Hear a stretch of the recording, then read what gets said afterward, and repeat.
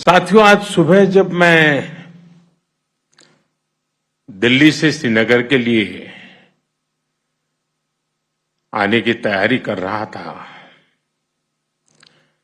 तो ऐसे ही मेरा मन बहुत उत्साह से भरा हुआ था और मैं सोचता था कि आज इतना उत्साह उमंग मेरे मन में क्यों उमड़ रहा है। तो मुझे दो वजह की तरफ मेरा ध्यान गया। वैसे एक तीसरी वजह भी है, क्योंकि मैंने लंबे अरसे तक यहां रह करके काम किया है, तो मैं बहुत पुराने लोगों से परिचित हूं, अलग अलग इलाकों से बहुत गहरा नाता रहा है, तो वो तो यादा ताजे होना बहुत स्वाभाविक है। लेकिन दो वजह की तरफ मेरा ध्यान बहुत स्वाभाविक गया। आज के इस कार्यक्रम में जम्मू कश्मीर की तरक्की से जुड़े प्रोजेक्ट्स का काम और दूसरा लोकसभा इलेक्शन के बाद ये कश्मीर के भाई और बहनों से मेरी पहली मुलाकात।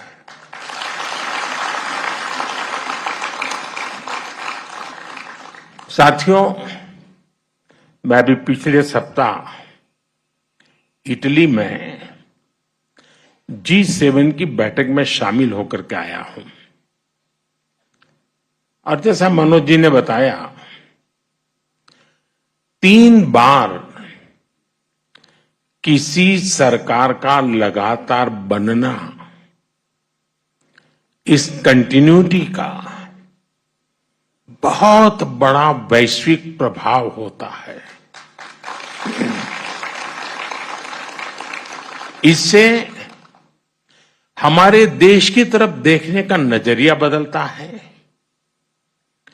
दुनिया के दूसरे देश भारत के साथ अपने रिश्तों को प्राथमिकता देकर मजबूत करते हैं।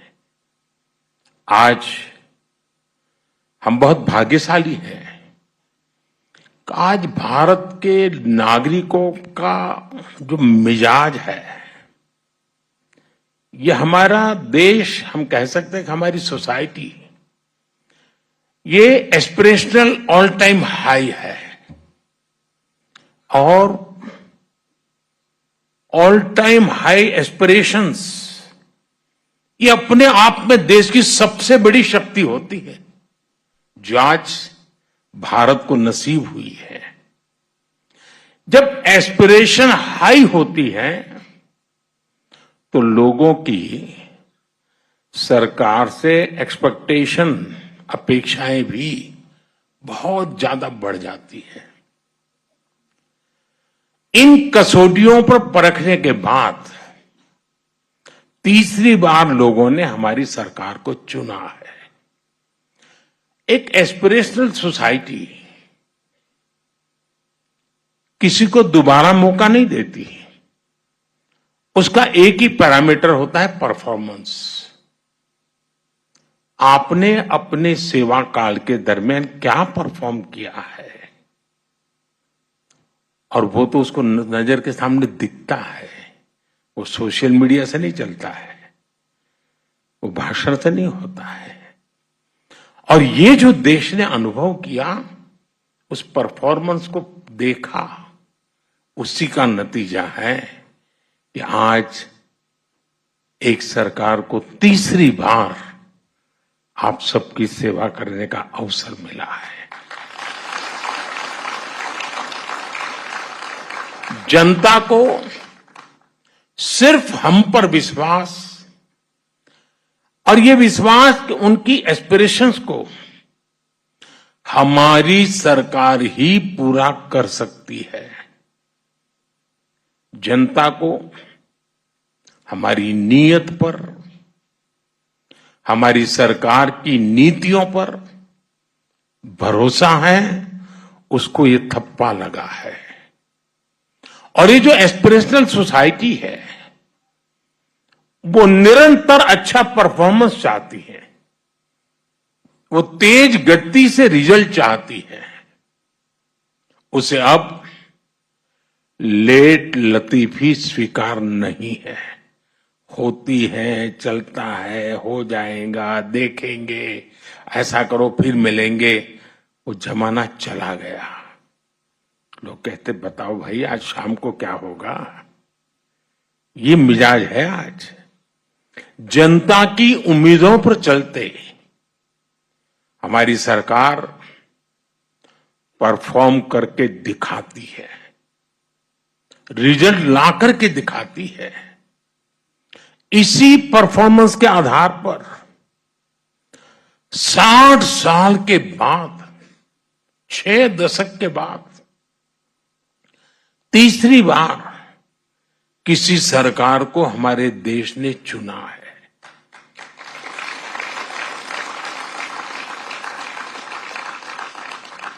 और इस चुनाव के नतीजों ने, ये तीसरी बार सरकार बनने की घटना ने पूरी दुनिया को बहुत बड़ा संदेश दिया है। साथियों, लोकसभा इलेक्शन में मिले जनादेश का बहुत बड़ा मैसेज स्थिरता का है, स्टेबिलिटी का है। देश ने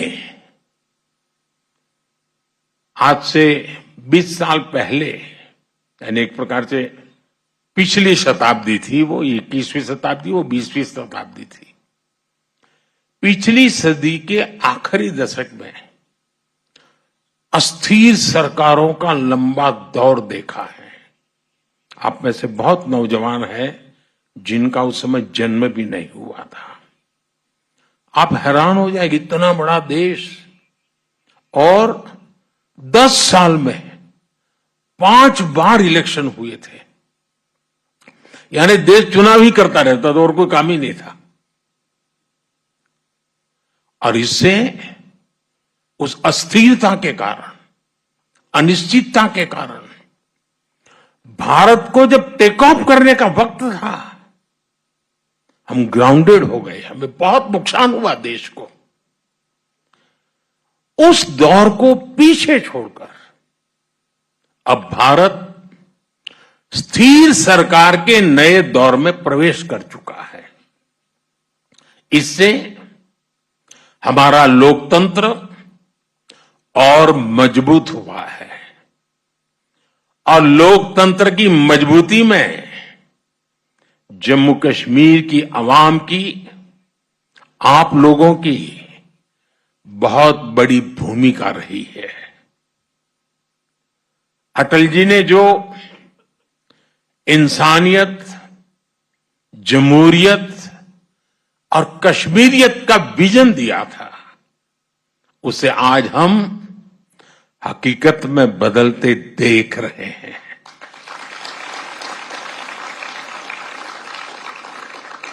इस चुनाव में आपने जमहूरियत को जिताया है।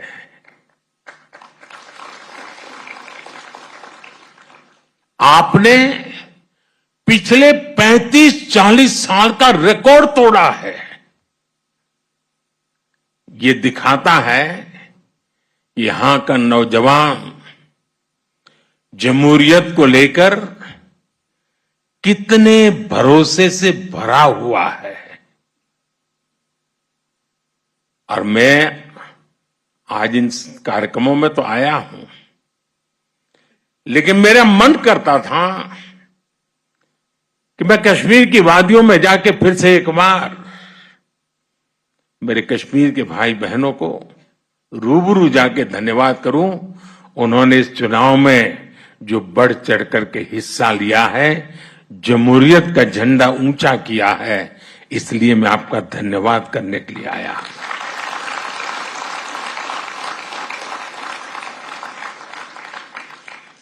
ये भारत की डेमोक्रेसी और संविधान के बनाए रास्तों पर चलकर नई इबारत लिखने की शुरुआत है। मुझे और खुशी होती अगर हमारा विपक्ष भी कश्मीर में इतने उमंग उत्साह के साथ जो लोकतंत्र का उत्सव मनाया गया, इतनी भारी मात्रा में मतदान हुआ, ये जो उमंग उत्साह का माहौल है, काश अच्छा होता मेरे देश के विपक्ष के लोगों ने भी मेरे कश्मीर के भाई बहनों की तारीफ की होती, उनका हौसला बुलंद किया होता तो मुझे बहुत खुशी होती। लेकिन विपक्ष ने ऐसे अच्छे काम में भी देश को निराश ही किया है। साथियों, जम्मू कश्मीर में आ रहा ये बदलाव हमारी सरकार की बीते 10 सालों की कोशिशों का नतीजा है।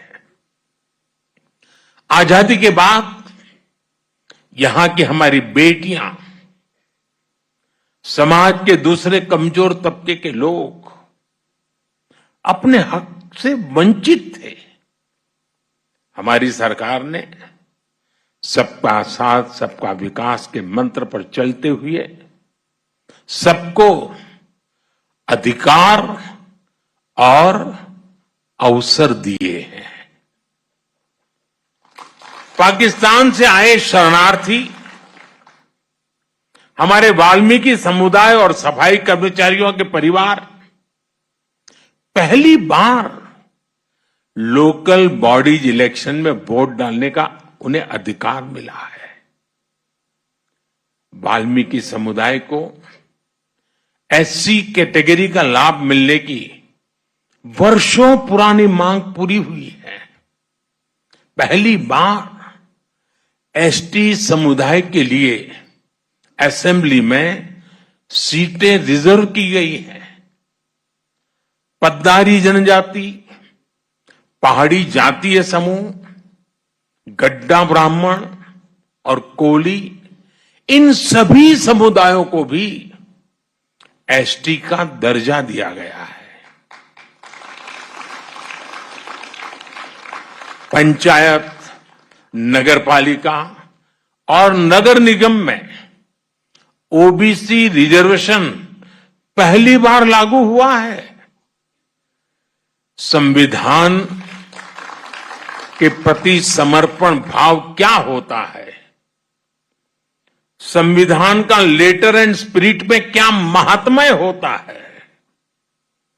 संविधान हिंदुस्तान के 140 करोड़ देशवासियों की जिंदगी को बदल करने के लिए, अधिकार देने के लिए, उनको भागीदार बनाने के लिए अवसर देता है।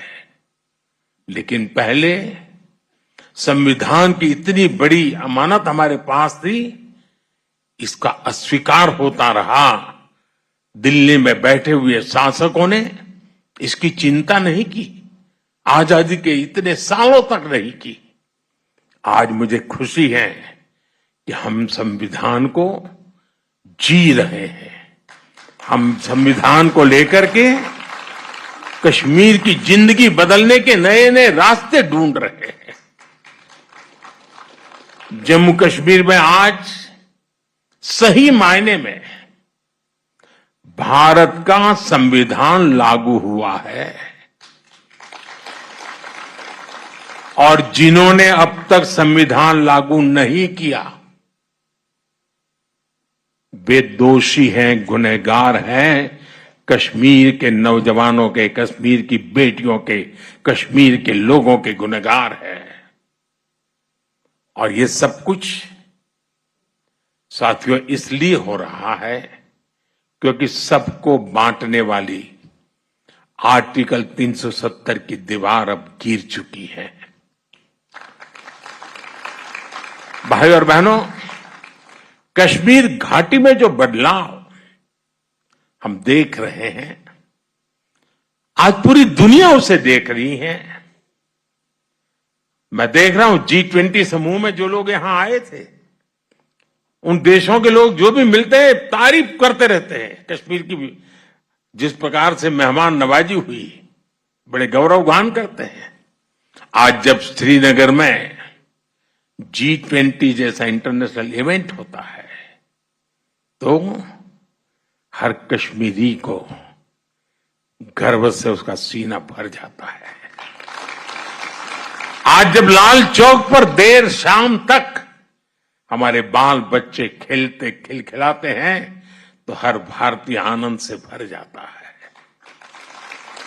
आज जब यहां सिनेमा हॉल में, बाजारों में रौनक दिखती है तो सबके चेहरे खिल उठते हैं। मुझे कुछ दिन पहले की तस्वीर याद है जब डल झील के किनारे स्पोर्ट्स कारों का जबरदस्त शो हुआ। वो शो पूरी दुनिया ने देखा।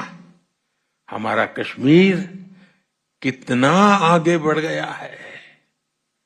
अब यहां टूरिज्म के नए रिकॉर्ड्स की चर्चा होती है। और कल जो अंतर्राष्ट्रीय योगा दिवस है ना, वो भी टूरिस्टों के आकर्षण का कारण बनने वाला है। पिछले साल, जैसा अभी मनोज जी ने बताया, 2 करोड़ से ज्यादा टूरिस्ट, रिकॉर्ड ब्रेक हमारे जम्मू कश्मीर में टूरिस्ट आए। इससे स्थानीय लोगों का रोजगार में गति आती है, तेजी आती है, रोजगार बढ़ता है, आय बढ़ती है, कारोबार का विस्तार होता है। साथियों, मैं दिन रात यही करता रहता हूं, मेरे देश के लिए कुछ न कुछ करूं, मेरे देशवासियों के लिए कुछ न कुछ करूं। और मैं जो भी कर रहा हूं नेक नियत के साथ कर रहा हूं। मैं बहुत ईमानदारी से, समर्पण भाव से जुटा हूं ताकि कश्मीर की पिछली पीढ़ियों ने जो भुगता उससे बाहर निकालने का रास्ता बनाया जा सके। दूरियां चाहे दिल की रही हो या फिर दिल्ली की, हर दूरी को मिटाने के लिए हम हर कोशिश कर रहे हैं। कश्मीर में जमहूरियत का फायदा हर इलाके, हर परिवार को मिले, हर किसी की तरक्की हो, इसके लिए हम सब ने मिलकर के काम करना है। केंद्र सरकार से पैसे पहले भी आते थे, लेकिन आज केंद्र सरकार से आई हुई पाई पाई आपकी भलाई के लिए खर्च होती है। जिस काम के लिए पैसा दिल्ली से निकला है उसी काम के लिए वो पैसा लगे और उसका परिणाम भी नजर आए, ये हम पक्का करते हैं। जम्मू कश्मीर के लोग लोकल लेवल पर अपने नुमाइंदे चुने, उनके जरिए आप समस्याओं के समाधान के रास्ते खोजें। इससे बेहतर और क्या होगा। इसलिए अब असेंबली इलेक्शन की तैयारी भी शुरू हो चुकी है। वो समय दूर नहीं जब आप अपने वोट से जम्मू कश्मीर की नई गवर्नमेंट चुनेंगे। वो दिन भी जल्द आएगा जब जम्मू और कश्मीर फिर से राज्य के रूप में अपना फ्यूचर और बेहतर बनाएगा। साथियों, थोड़ी देर पहले ही यहां जम्मू कश्मीर के डेवलपमेंट से जुड़े 1500 करोड़ रुपए से अधिक के प्रोजेक्ट का शुभारंभ हुआ है।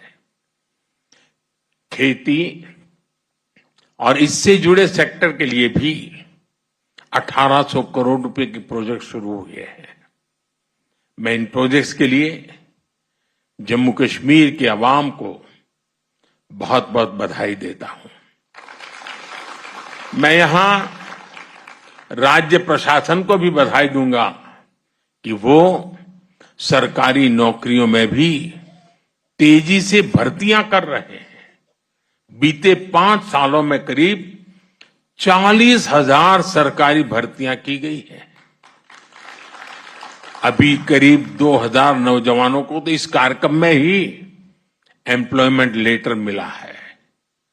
कश्मीर में हो रहे लाखों करोड़ रुपए के निवेश से भी स्थानीय युवाओं के लिए हजारों नई नौकरियां बन रही है। भाई और बहनों, रोड और रेल कनेक्टिविटी हो, एजुकेशन और हेल्थ से जुड़ा इंफ्रास्ट्रक्चर हो, या फिर बिजली पानी, हर मोर्चे पर जम्मू कश्मीर में बड़े पैमाने पर काम हो रहा है। पीएम ग्रामीण सड़क योजना के तहत यहां हजारों किलोमीटर नई सड़कें बनी है। जम्मू कश्मीर में नए नए नेशनल हाईवे बन रहे हैं, एक्सप्रेस वे बन रहे हैं। कश्मीर घाटी रेल कनेक्टिविटी से भी जुड़ रही है। चिनाब नदी पर बने दुनिया के सबसे ऊंचे रेलवे ब्रिज की तस्वीरें देखकर तो हर भारतवासी गर्व से भर उठता है। नॉर्थ कश्मीर की गुरेज घाटी को पहली बार बिजली ग्रिड से जोड़ा गया है। कश्मीर में एग्रीकल्चर हो, हॉर्टिकल्चर हो, हथकरघा उद्योग हो, स्पोर्ट्स हो या फिर स्टार्टअप्स, सभी के लिए अवसर बन रहे हैं। और मैं अभी ऊपर स्टार्टअप की दुनिया से जुड़े नौजवानों से मिलकर के आया। मुझे आने में देर इसलिए हुई क्योंकि मैं उनको इतना सुनना चाहता था, उनके पास इतना कुछ कहने को था। इनका आत्मविश्वास मेरे मन को बड़ा उत्साहित कर रहा था।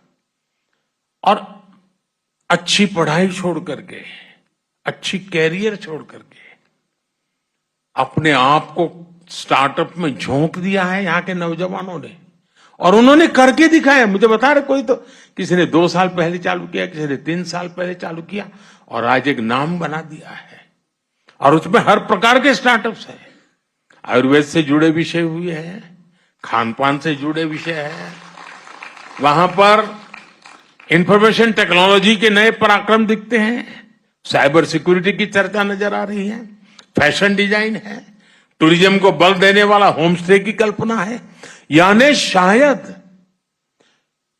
इतने क्षेत्रों में जम्मू कश्मीर में स्टार्टअप हो सकते हैं, और मेरे जम्मू कश्मीर के नौजवान स्टार्टअप की दुनिया में अपना डंका बजा रहे हो, ये देखने का बहुत खुशी का पल था मेरे लिए। दोस्तों, मैं इन सब नौजवानों को बधाई देता हूं। साथियों, आज Jammu Kashmir startup, skill development और स्पोर्ट्स का एक बड़ा हब बन रहा है। और मेरा मत है, जम्मू कश्मीर के पास स्पोर्ट्स की टैलेंट जो है ना, अद्भुत है जी। और मुझे पक्का विश्वास है, जो हम इंफ्रास्ट्रक्चर तैयार कर रहे हैं, कोचिज की व्यवस्थाएं कर रहे हैं, नए नए खेलों को बढ़ावा दे रहे हैं, बहुत बड़ी मात्रा में इंटरनेशनल खेलों की दुनिया में जम्मू कश्मीर के बच्चों का नाम रोशन होगा। और जम्मू कश्मीर के बच्चे मेरे देश का नाम रोशन करके रहेंगे, ये मैं अपनी आंखों से देख रहा हूं।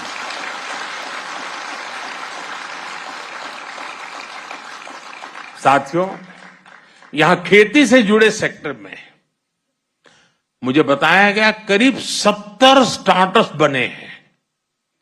यानी एग्रीकल्चर सेक्टर का रिवॉल्यूशन मैं देखता हूं। और ये नई जनरेशन का एग्रीकल्चर को मॉडर्नाइज करने का ये जो व्यू है, ग्लोबल मार्केट की तरफ नजर करने का उनका दृष्टिकोण है, ये वाकई बड़ा प्रेरणा देने वाला है।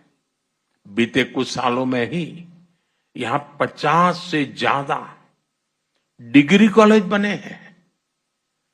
यह आंकड़ा छोटा नहीं है जी। अगर पिछले आजादी के बाद के 50-60 साल देखे और ये 10 साल देखे, तो आपको आसमान जमीन का अंतर नजर आएगा। पॉलिटेक्निक में सीटें बढ़ने से यहां के नौजवानों को नई स्किल सीखने का मौका मिला है। आज जम्मू कश्मीर में आईआईटी है, आईआईएम है, एम्स बन रहा है, अनेकों नए मेडिकल कॉलेज बने हैं।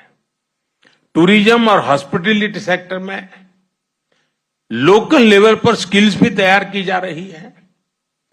टूरिस्ट गाइड्स के लिए ऑनलाइन कोर्स हो, स्कूल कॉलेज यूनिवर्सिटी में युवा टूरिज्म क्लब की स्थापना हो, ये सब काम आज कश्मीर में बहुत बड़ी मात्रा में हो रहे हैं।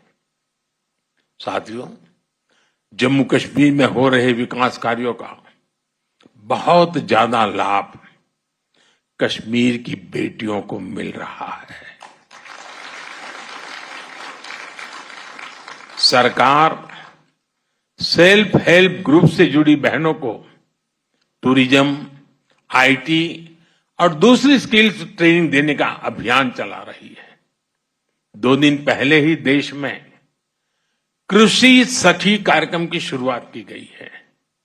आज जम्मू कश्मीर में भी 1200 से ज्यादा बहनें कृषि सखी के रूप में काम कर रही है। नमो ड्रोन दीदी योजना के तहत भी जम्मू कश्मीर की बेटियों को ट्रेनिंग दी जा रही है, वो पायलट बन रही है। मैंने कुछ महीनों पहले जब दिल्ली में इस योजना का शुभारंभ किया था, तब जम्मू कश्मीर की ड्रोन दीदियां भी उसमें शामिल हुई थी। ये सारे प्रयास कश्मीर की महिलाओं की आय बढ़ा रहे हैं, उन्हें रोजगार के नए अवसर दे रहे हैं। देश की 3 करोड़ बहनों को लखपति दीदी बनाने के लक्ष्य की ओर हमारी सरकार तेजी से आगे बढ़ रही है। भाइयों बहनों, टूरिज्म और स्पोर्ट्स में भारत दुनिया की एक बड़ी पावर बनने की तरफ आगे बढ़ रहा है। इन दोनों सेक्टर्स में जम्मू कश्मीर के पास बहुत सामर्थ्य है। आज जम्मू कश्मीर के हर जिले में शानदार स्पोर्ट्स इंफ्रास्ट्रक्चर बनाया जा रहा है। यहां करीब 100 खेलो इंडिया के 100 सेंटर्स बनाए जा रहे हैं।